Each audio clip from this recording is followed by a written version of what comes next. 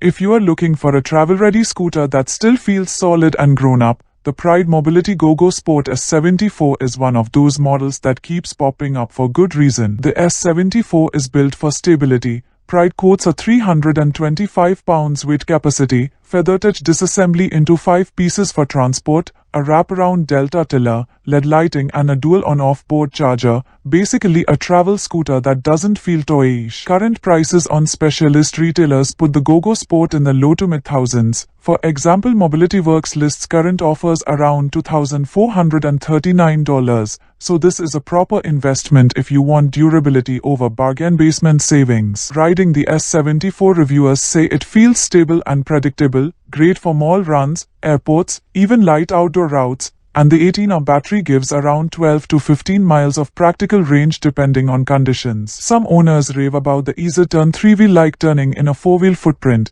Others note the scooter is heavier than ultra-compact travel scooters, so you'll want help if you're handling the heaviest piece. Spin Life and multiple dealer reviews generally land this scooter in the -4.55 ballpark for comfort and reliability. Bottom line, if portability plus real-world stability is what you want, Pride's Go